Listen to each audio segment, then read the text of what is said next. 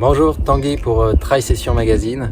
Je vous présente aujourd'hui la Brooks Hyperion Max 2, un modèle destiné aux coureurs réguliers pour les entraînements de vitesse et qui vient se positionner au niveau d'une Saucony Endorphin Speed. Avec son look massif, on pourrait s'attendre à une chaussure relativement lourde et peu réactive, mais bien au contraire, c'est une chaussure très dynamique et très performante avec un poids modeste de 250 grammes en taille 42. Concernant l'empeigne, il est composé d'un mesh très respirant et très léger. Il y a un léger rembourrage également à l'arrière du talon, ce qui permet d'augmenter le confort et le maintien du pied. Sur le devant, une petite languette qui nous aide à ajuster le pied à l'intérieur de la chaussure et s'y ajoute un système de lassage plat traditionnel.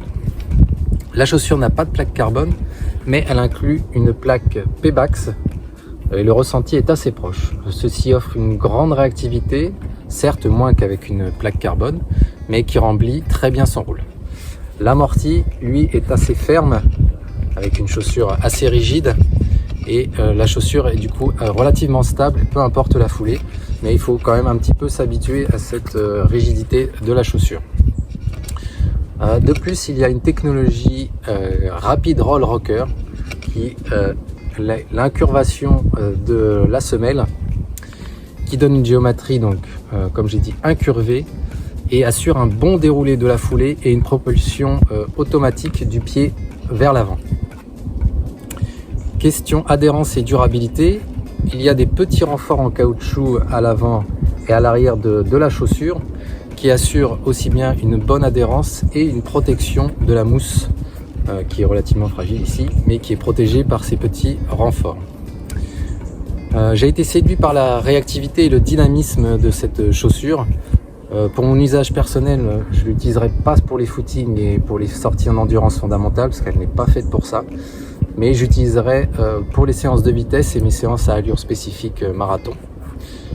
En conclusion, je dirais vraiment que cette chaussure, la Brooks Hyperion Max 2, est une chaussure destinée aux coureurs réguliers pour des séances rapides.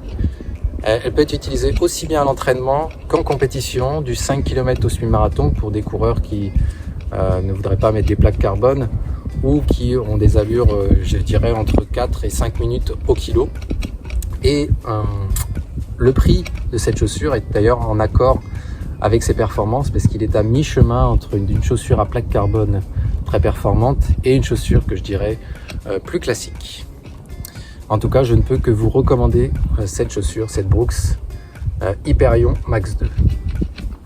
Vous pouvez retrouver l'intégralité de ce test sur Tri-Session, sur le site web et les liens pour la commander.